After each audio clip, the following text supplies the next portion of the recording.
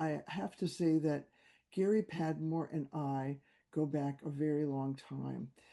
Gary is a longtime colleague.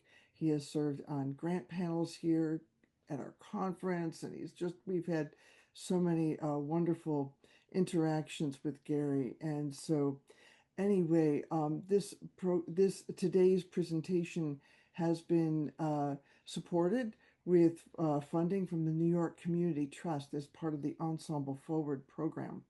Ensemble Forward is for New York City based ensembles.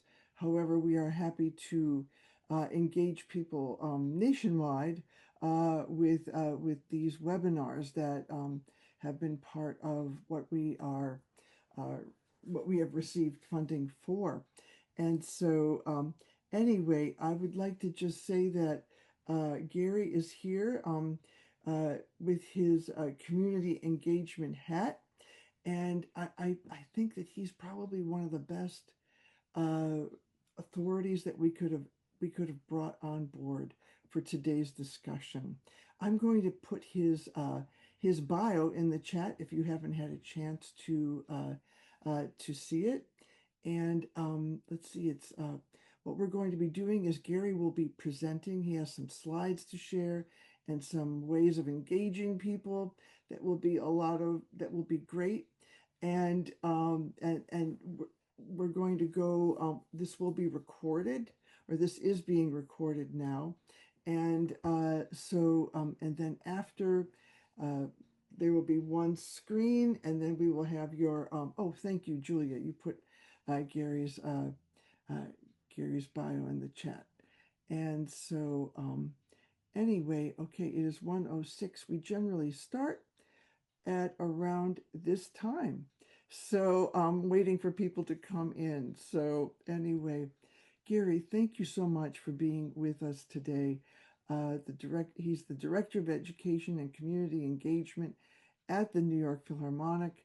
We go back to his time at the Orchestra of St. Luke's and his Brooklyn days. So thank you so much, and we look forward to hearing from you today. Okay, I think, thank you. Thank you, Susan, and thank you, Julia. Uh, yeah, lot to talk about, and hopefully it will be useful for you all. As Susan shared, so actually, about a year and a half ago, I got a promotion to Vice President of Education and Community Engagement.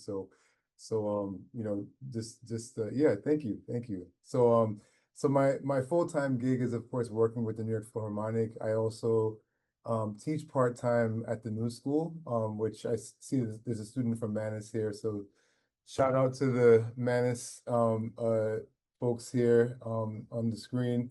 And really my passion has been around music making. So whether it be in an orchestra or in a chamber group setting, I'm very much committed to the ways in which our, collective art can, really transform our work. And so for the past, I guess, 20 years, I've been working as an administrator.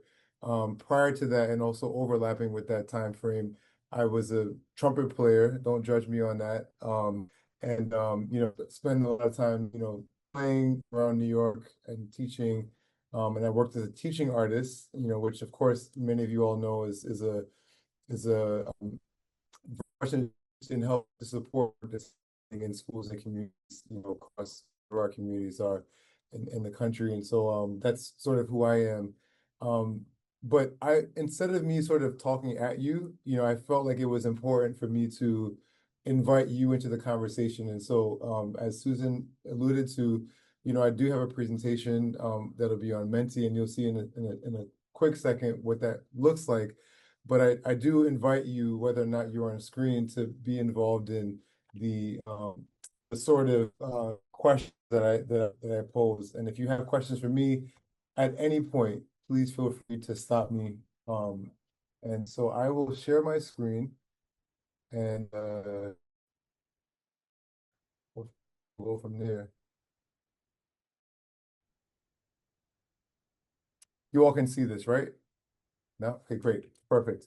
So just to start with, I think, I posed the question, and this isn't one for you to answer directly just yet, but this idea of education and particularly community engagement, whether it's transactional or transformational. When we think about our work as artists or even as presenters or as organizations, um, is the work something where you are simply doing it for a benefit from the community or for funding, or is there some sort of relationship being built, something that ensures that there's transformation happening, not only for the group that's being serviced by whatever content you're presenting or offering, but even for you as an individual? Like, how is this helping to shape who you are as a human, as an artist? And so, a question that I have for you all, and this is going to require just some, um, as you all see, if you has anyone here ever done Mentimeter? No. If not, this is a a sort of a model for you all as you're presenting it if you present in the future. So if you would indulge me in going to menti.com, you could use your cell phone, you could also use your laptop. Feel free to do whatever works for you. And when you get on menti.com, you'll see a request for a code, and the code is here on the screen. So it's 11192305. And I'll give you a a couple minutes to just if you will just respond to the question. What words come to mind when you hear about an institution's education programs? What are the things that come to mind when you hear about education? And when you respond, if all goes well, your words should come on the screen and we'll all see the content together.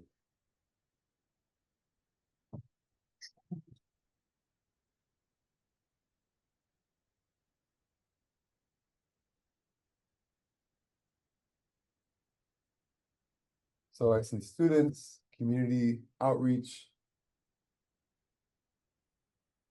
teaching artists for sure, absolutely.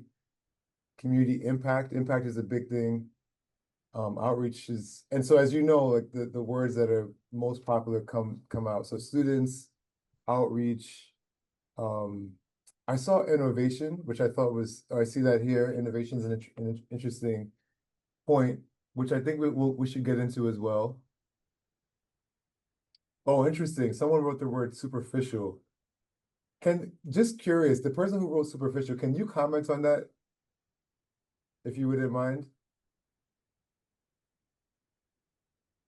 or not? Maybe not. That's fine.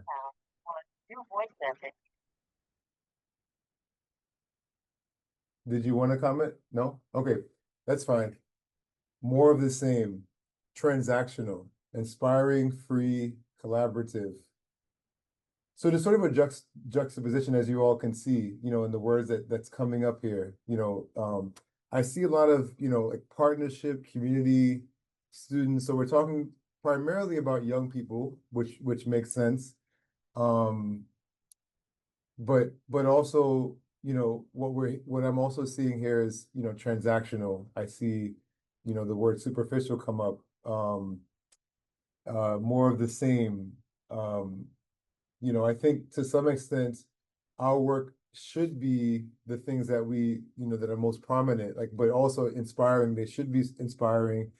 They should be collaborative, but oftentimes, they can essentially become the things that we don't want them to become. And I've certainly worked with organizations and with people where it's been the latter, where it's been sort of this like very, you know,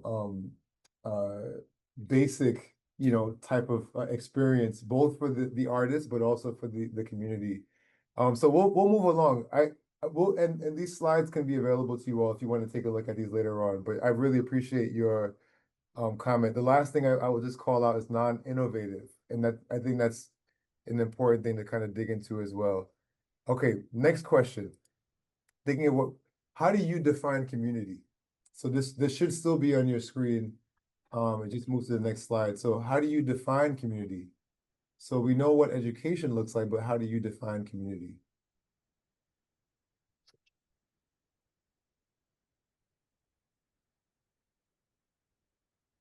Everybody. Okay.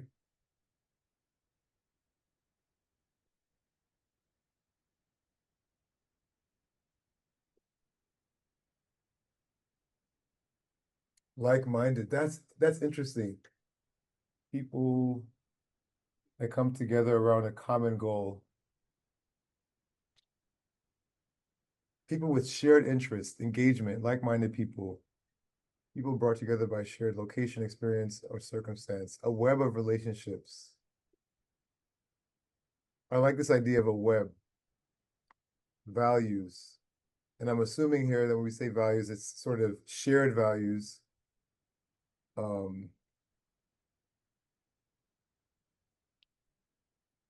a group of people who understand one another. Feels like our country right now, right? Sorry, sorry, I had to. Um,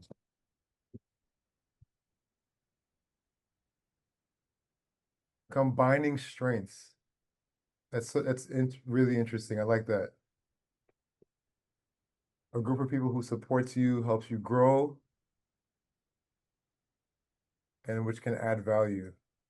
So there's something additive to the relationship of community. It's not simply, you know, a drop in, but it's really, there's something being transformed in this. Shared value, yes. Thank you for the clarification. A group of people with shared characteristics and values.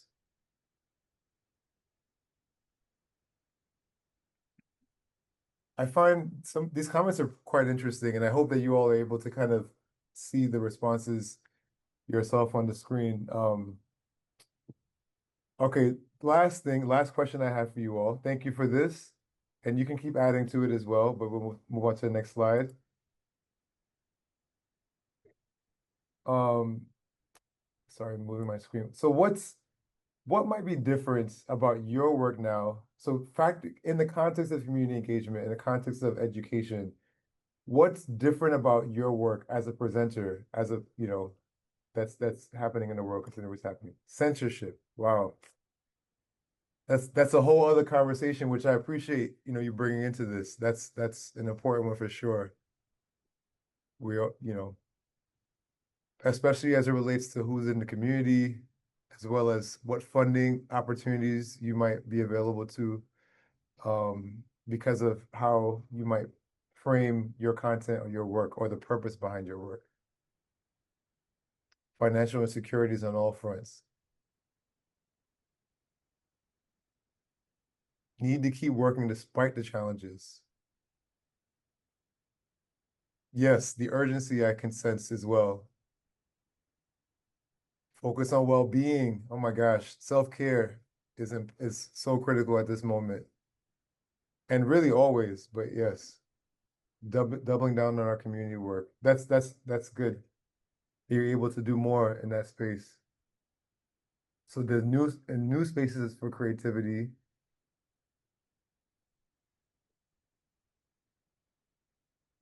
language issues with defining spaces, communities. So DEI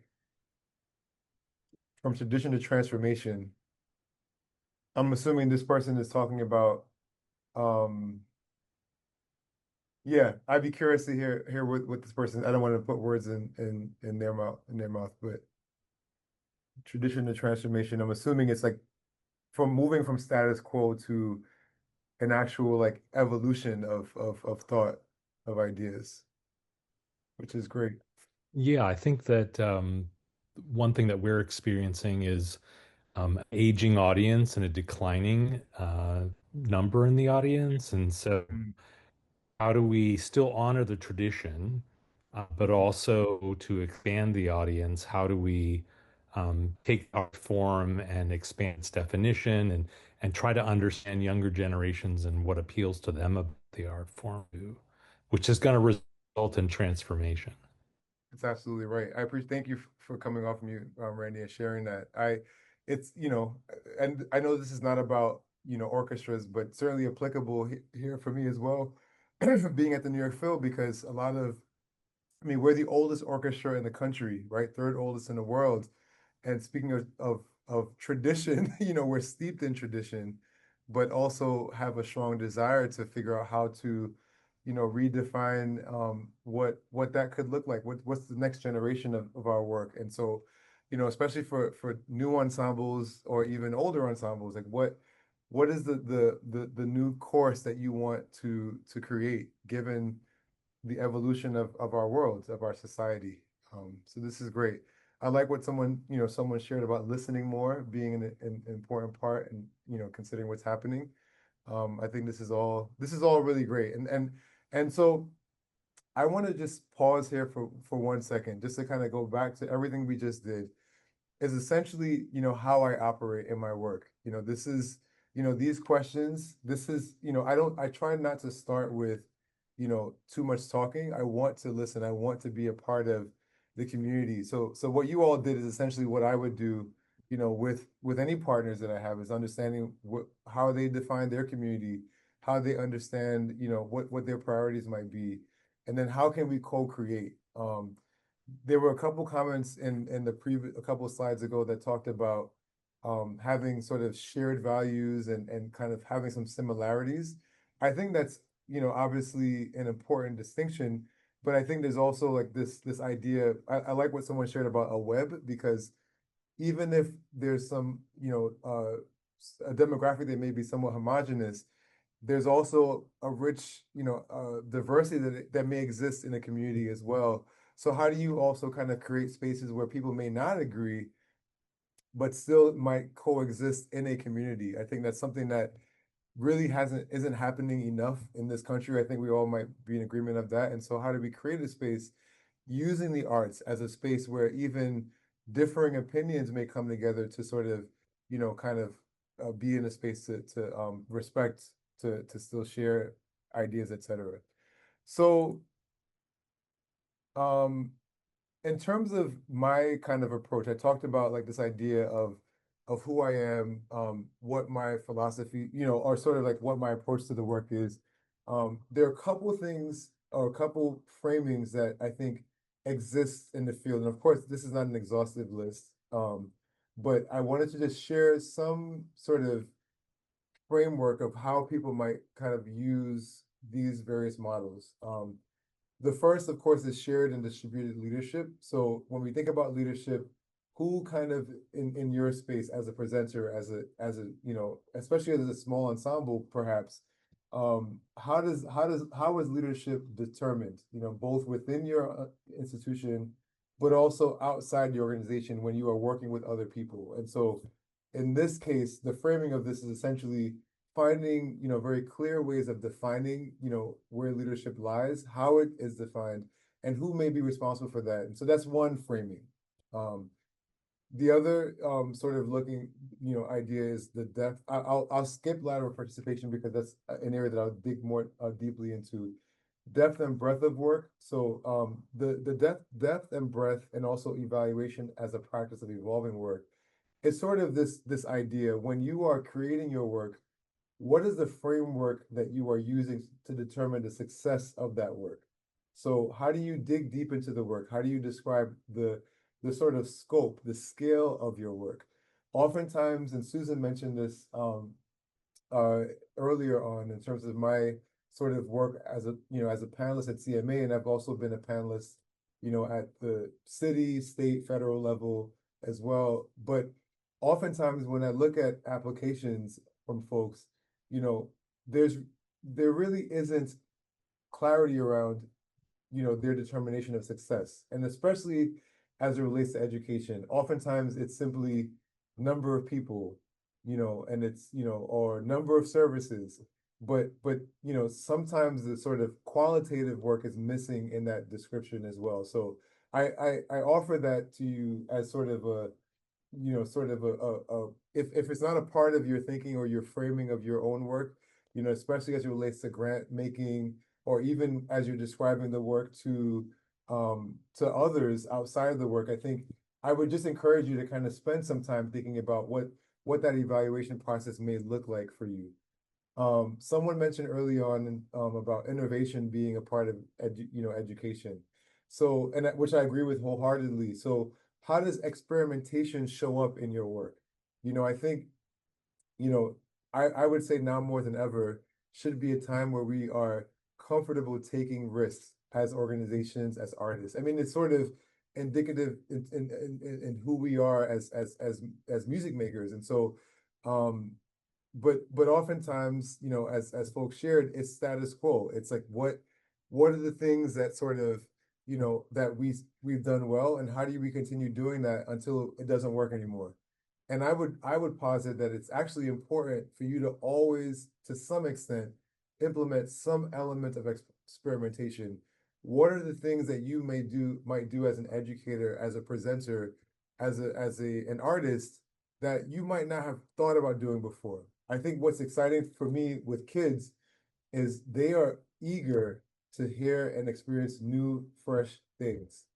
So the more you can present things, even if it's maybe the same content, how do you present it in a new and fresh way? I think a child is, I have two young kids. I have a 4-year-old and a 7-year-old.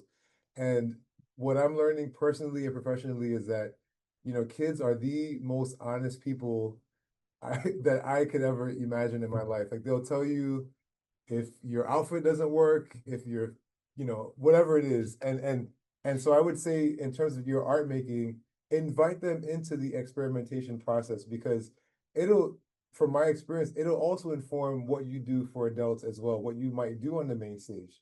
So I'll leave it at that, um, on that front, on that note. Um, so ladder of participation. Before I get into this, I'll give you all just a quick story about work that we did at the New York Philharmonic. You know, now 5 years ago. So the Philharmonic back in 2020, during the the dark year of the pandemic, there were no concerts happening, and I know obviously it threatened the work that we were doing as artists because everyone felt like maybe I would have to pivot online, maybe I have to create whatever content that now, and then quickly we went back to quote unquote normal to some extent. Um, that year in particular, the Philharmonic said, you know what? I think it would be really great if we had chamber groups perform all over New York City. And we called it Bandwagon. So we had a pickup truck and we had musicians from the New York Phil essentially just go all across New York City at various like street corners and they just perform for like 30 to 45 minutes. In principle and in theory, like it makes perfect sense. Like, who doesn't want live music? Who doesn't want to experience, the New York Philharmonic, we're an old institution here, and so everyone should know us and welcome us. However, the big issue here was that no one asked the Philharmonic to be on their street corners. No one asked the Philharmonic to be in their community. We didn't ask, right? I mean, so we learned a lot. There were times where we would show up to certain places and people would sort of, heckle us because they were like, you're blocking my street, and it wasn't like necessarily a welcoming situation. And so we learned a lot because I think there were assumptions that we made about how we could show up in community. And there was a second part to Bandwagon where we actually worked with local organizations in four distinct parts of the city and asked them if they could help us to co-develop and co-curate an artistic experience that would happen over a 2 to 3 day period in their community with a stage that would feature their, you know, cultural partners and New York Philharmonic members as well. So there would be some, chamber elements, but it was also New York Philharmonic showing up on stage with poets, with dancers, and with other people that were representative of the community.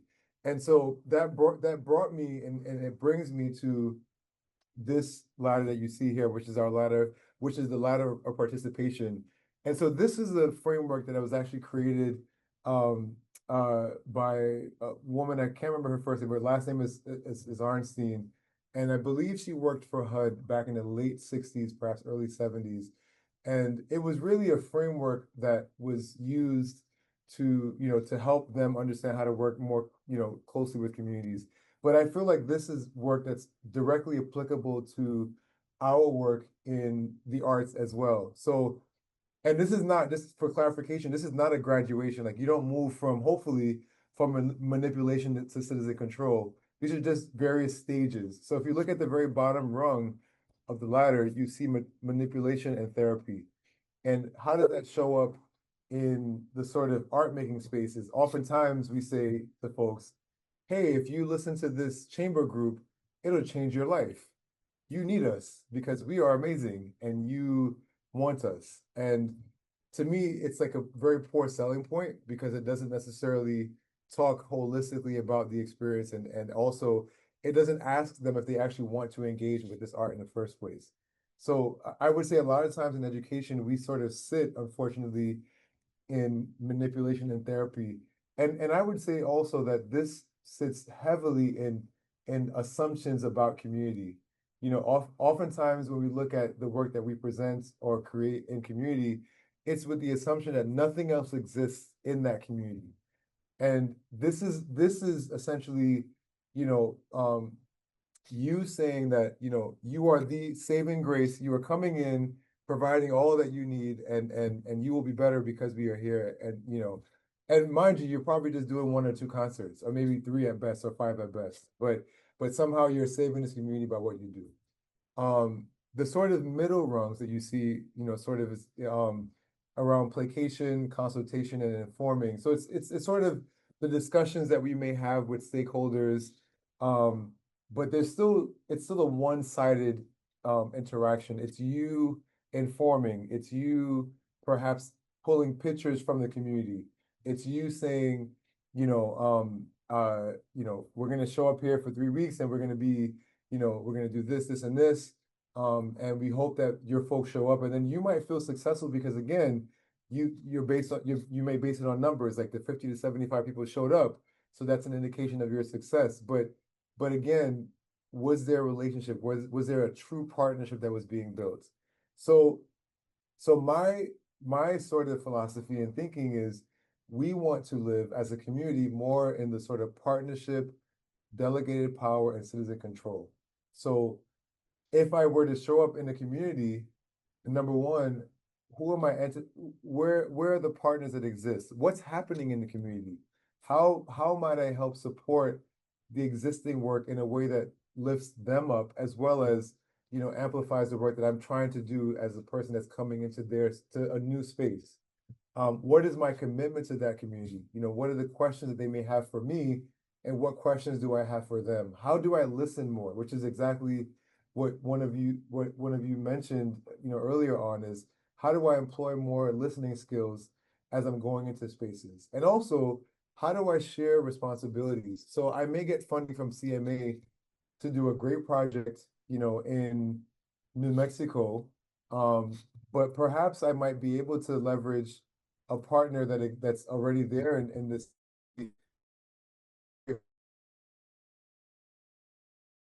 them to help amplify and deepen the work that's happening in that city, or in that community.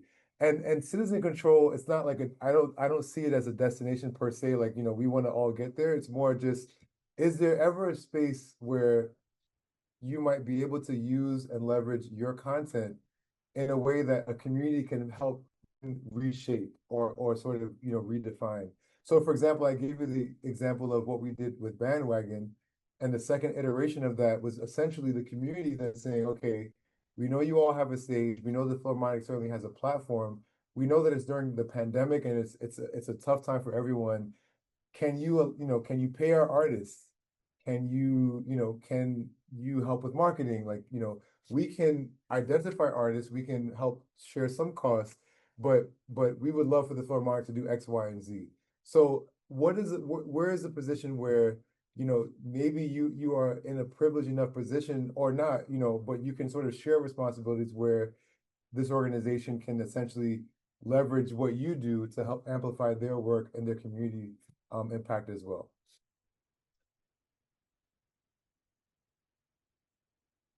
This was adapted, this ladder of participation was adapted to children as well. So you see the same thing applying to the work with young people. You look down at the bottom rung, everything is adult led. Youth, have, essentially no part in helping to design this work. They might understand purpose, but it's still like not anything that where they are informing the work.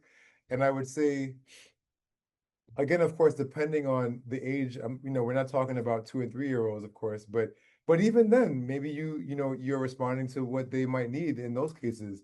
But can we get to a point for young people where where youth voice is even present in the work that we create in that community. You know, so if we talk about education, if we talk about school age kids, how might a school aged child be useful in helping you to create? Maybe when you're in a new city or in your even your own city, do you have a student council? Do you have a way in which a young person can be involved in the art making that's happening?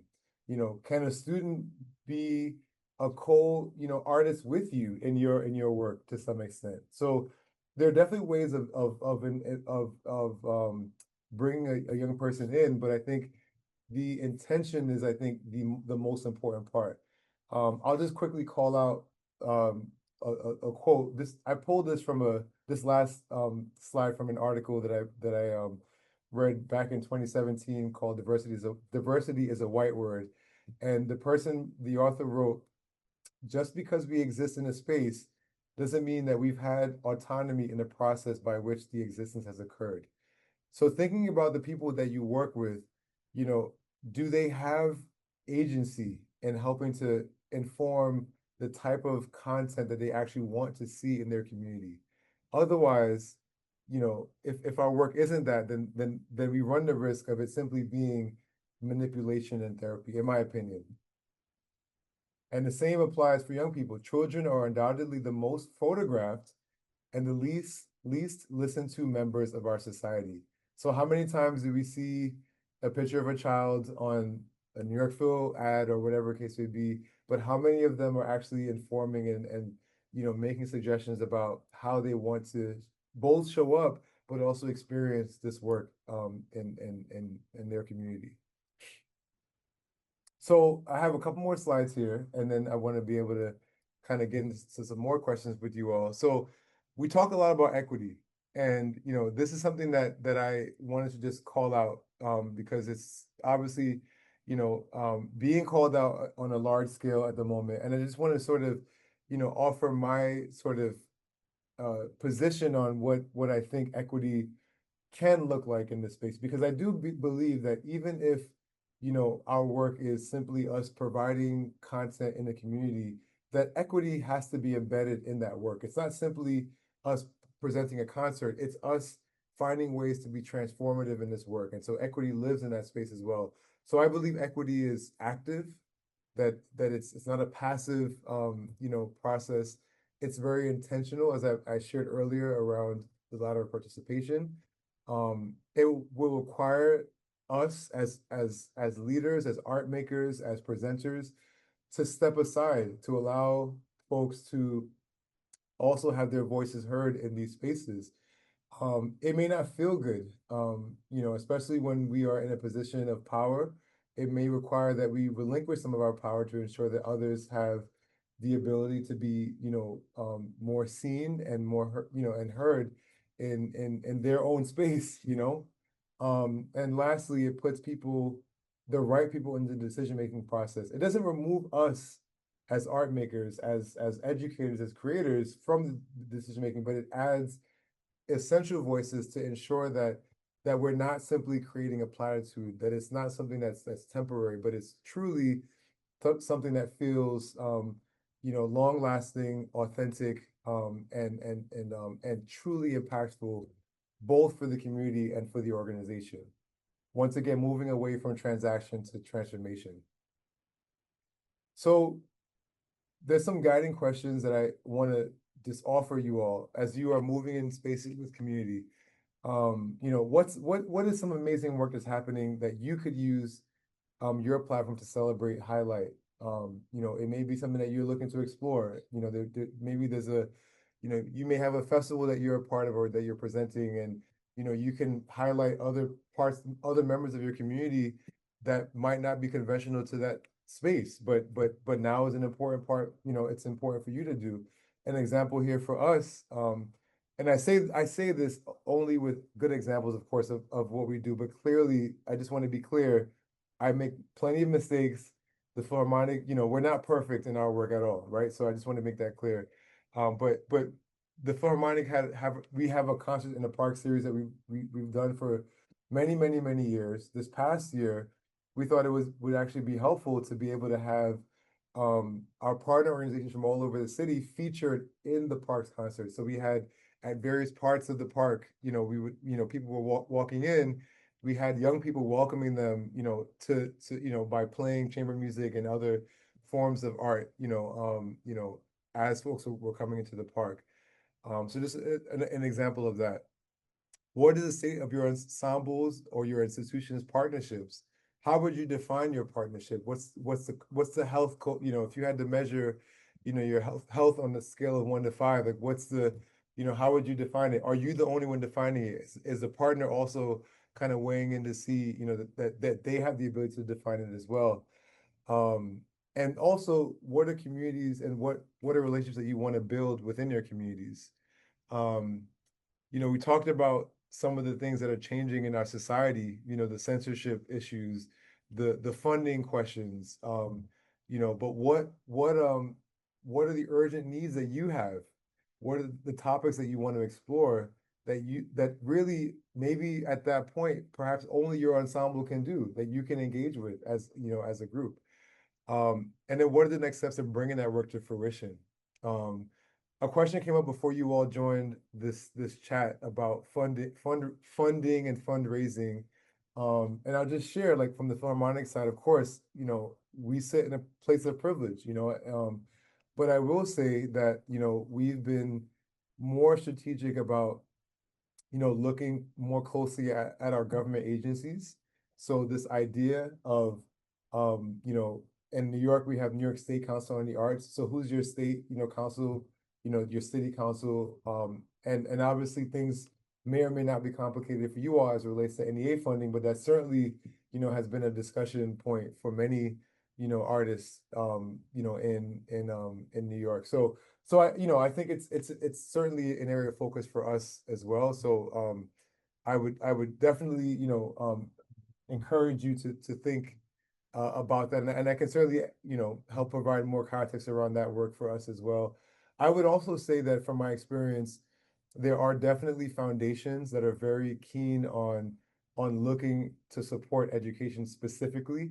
And I would say that there are organizations that are not looking at the New York Philharmonic. They actually want to support smaller organizations that are doing the work, like more grassroots oriented work, in their local communities or perhaps like, on a much smaller scale. Because I think we recognize that the ecosystem that we live in as art makers, we only thrive when you have a New York Phil with every other group that exists in our ecosystem. And so, there's certainly foundations, at least in New York, we have Pinkerton, Kornfeld, and others that are really keen on looking, more closely at the work that's happening with smaller groups. But certainly, we have Americans for the Arts, young artists, young audiences, national community guilds, and they're groups that are essentially creating sort of a national discussion around this work as well. So I would definitely encourage you all, if you're not going to the National Guild conferences, that to please reconsider. I mean, these are spaces where, important discussions are happening, not only in terms of how we present the work, but truly as it relates to, the quality and the policies that inform the work as well. So, just curious from this group, um, and this could be a conversation, but I'm curious, I kind of breezed through this, and apologies if this was sort of too much of a crash course here, but I'm curious about what some takeaways, wonderings, challenges might be for you all, if you would spend a couple minutes to kind of dig into that.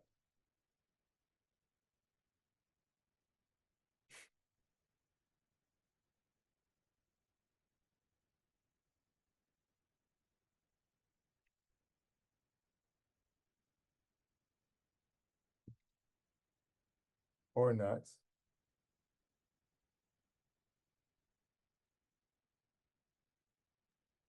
Gary, do you mind going back to the previous slide that had some guiding questions on it? Sure. Um, yeah, I mean, it would be nice to hear from some people, some answers to some of these questions. Especially like hearing about the state of your partnerships. and, relationship building, things like that. Anybody want to speak up? I can speak up. Um, I mean, I just started my master's in Manus, and so I have loved chamber music since I'm very small, and I absolutely love sharing and having that sense of community through the music. And so I'm looking forward doing more chamber music at Manus. For now, we have a lot of pianists and not so many string players, so I'm doing a piano duo, and I absolutely love it. It's a great way of communicating in a different way. I think that the piano in the chamber music ensemble has a very specific role, and having two pianists having a discussion and sharing music has taught me a lot. And I'm also looking forward to being able to do chamber music with string players in the future. But I don't know if this answers any of the questions, but yeah. Well, it sounds like you're getting, you're just getting off the ground, but it also sounds like, as a student, like what I appreciate and I'm inspired by is the fact that are, you're looking to embed education already as an artist, and I think that's, definitely give you your props for making sure that it, is a part of your work, and it's guiding your work, which I think is, pretty exciting to hear and see. Yeah. If I can ask a question, yeah. Sure. When I think about our chamber music series, which is just 4 visiting artist concerts a year, and the outreach, I feel we're really healthy with our local universities for master classes, but we also do things with high schools and with senior living centers. Mhm. And we've had our long-standing approach is to spread ourselves around. But what that means is we might get to a high school once every 3 years. We might, get to a senior in certain senior living center once every 3 years or even longer. And I'm just wondering, I understand the sentiment of my organization that we want to share this resource, but the other is, I think, or should we narrow it so that we're making more frequent visits and have more of a relationship with the institution? So I'm interested in your thought on that. Yeah, actually, it's funny that because yeah, when you were saying every 3 years, it's like, oh man, like, so like a student that might be in that school might only have one opportunity perhaps, to experience, your group and your content. I mean, I would say, and of course, understand that it's a capacity, a concern. It's not like you can do all the things all the time, but I would, you know, man, I mean, I would suggest absolutely to find a way to build in more consistency, because I think that's also where you see the most progress happening.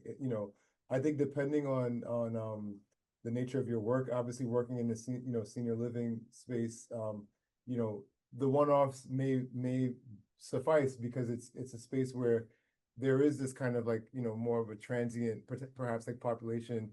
But in the school setting, I think, you have the ability to kind of craft and shape something that could be really meaningful and deep. And in fact, I would even say perhaps even these students that you might be involved with could then be a part of helping you serve the older adults. So there's a kind of, through line in that work. Not knowing fully what your content is and how you develop it, but I wonder if there's a space where you can build in more consistency, but also, find ways of leveraging the folks in your community to help, accomplish some of these goals more consistently, is my thought. Great. Thank you. That's helpful.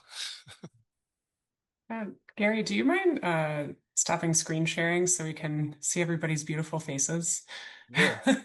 as we chat?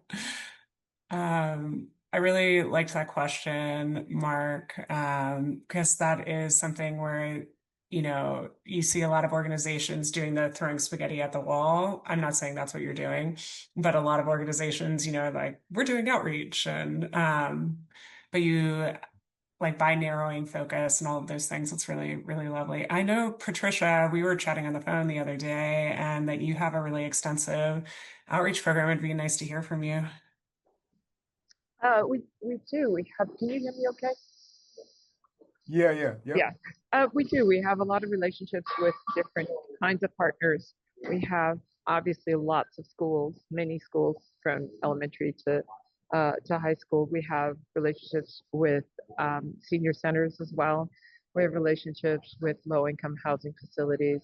We have relationships with libraries. We have 3 really fantastic library partners where we bring our artists now. But I'm really curious from this group and from Gary and so on, what is the most creative, unexpected kind of partnership that you've successfully done?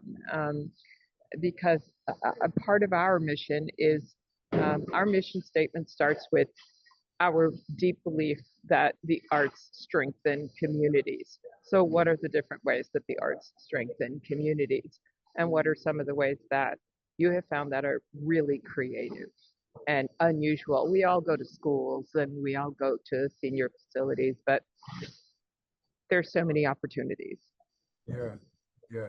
I mean, I'd be curious to hear other folks as well.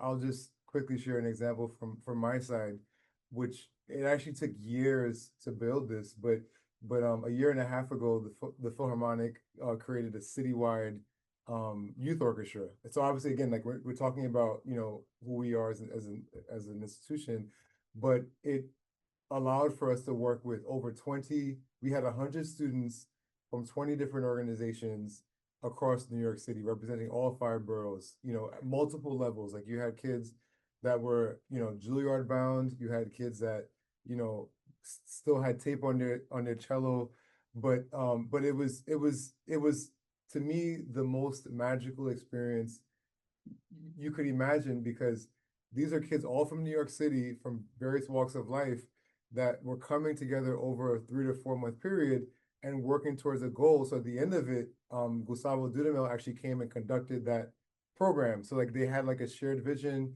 and goal in mind. So I think, what I say that it took years to build, not because the program itself was complicated to audition kids, but it took years to build trust from these organizations. And so finally, 5 to 6 years later, after I started the Philharmonic, I could say, hey, Mr. Schott, like, could you nominate kids to be in this ensemble? So I think it was something that like I recognize as something that really, is years in the making.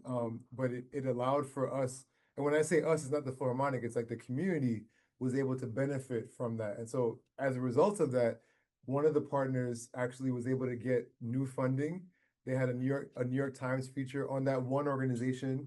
They were on the Today Show. It's a small organization in the South Bronx, but because of their work with us, they were able to then leverage new opportunities, which I was, deeply gratified by. So that's just my example.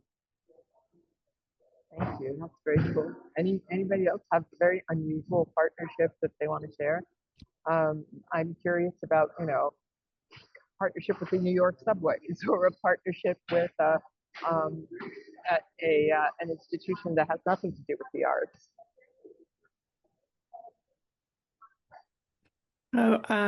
I work with Lay Dailies in Cleveland, and we did a commissioning project last year. And the theme of the commission dealt a lot with memory loss and sort of also like the responsibility of caregivers. And we partnered with the Veterans Affairs Hospital here in Cleveland. We did 2 sessions there. The first one was actually part of their like medical ethics series for their healthcare providers. So we had a lot of doctors and nurses who actually like listened to the new commission and then use that as a jumping off point to talk about ethics issues around personhood and around like declining memory and kind of what's appropriate to share with a patient, or how you kind of interact with patients in that area, which took us kind of far from music in my opinion, but it was really meaningful.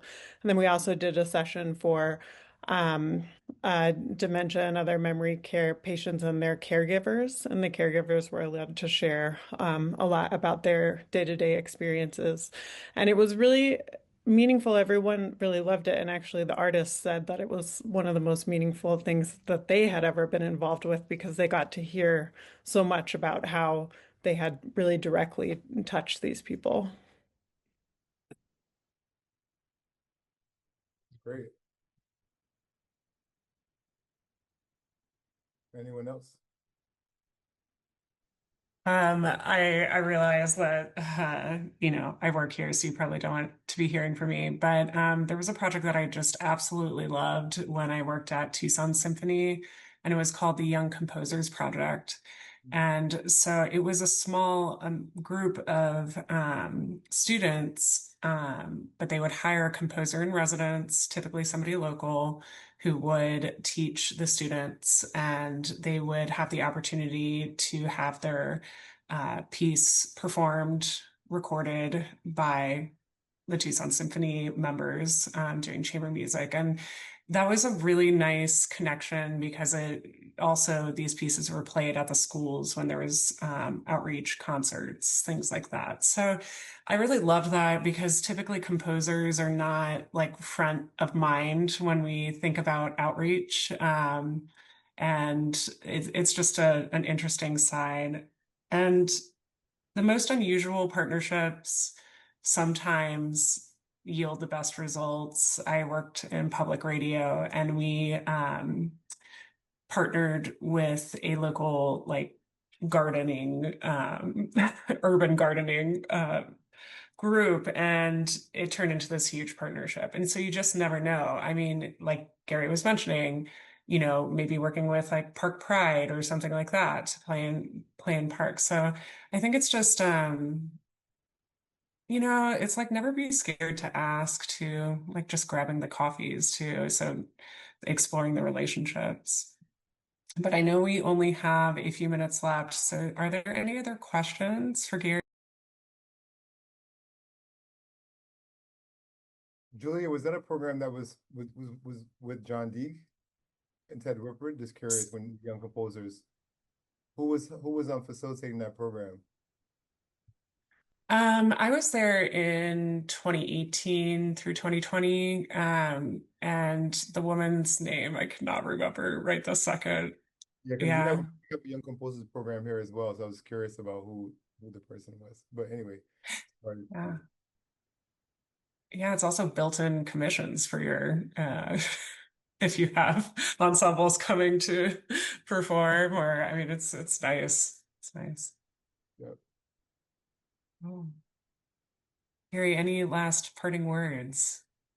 No, I mean, actually, I just say like, and to respond to a point that Patricia made in the chat around the challenge between, balancing and leading and empowering partners. I think it is certainly, I can definitely, relate to that. I think it's, the work that we do is a challenge, for many reasons, and working with partners and all the complexity of that is one that it's not for the faint of heart for sure. So I just want to applaud you all, just given the work and commitment that you have around education and community. um, I'd say the more you can build community, like even within this space, of like-minded, we talked about this earlier, so like, like-minded chamber groups or presenters, like how might you all use this space as a space for learning so that you can really deepen and advance that work, around your own communities. And so just want to thank, CMA again for you allowing me to be a part of this. But again, to also say that if you have any questions or ideas for me, I'm always willing to learn. And so feel free to reach out to me as well. If you want to stay in contact. I'll put my information, my email in the chat for folks in case you want to stay in touch. Yeah, it's incredible. One last quick announcement. I want to encourage everybody to check out our upcoming events. More will be posted shortly. Speaking of building community, we have a member meetup next week. We called it the Spooky Scary Member Meetup. Essentially, we're just going to share horror stories from the field and just connect with each other. And these are great spaces to just meet other members, people maybe who have been members for a long time or are newer members, and a great source of like some networking too. And then we have jazz booking with Karen Kennedy on November 6th, which is coming up, and a few more, an education roundtable coming up, and things along those lines. So there's a lot to look forward to. So thank you for being a member and for being here today. And I think Susan has some last words, so please go right ahead. Yes, thank you so much, Julia. And I just want to say thank you so much to Gary. And to the point of relationships, we've had a relationship between CMA and Gary for many, many years. And it's great to see that one can remain curious and remain open. And rather than dogmatic or this is how it's done, and so I just want to say thank you to Gary for being the right person for this topic rather than giving everybody a how to, because there are so many ways to do. And so I just want to say you're you're a beacon here for us, and more, always more from you, Gary, and from our members. You all have so much to offer in your various communities. So thank you to everyone.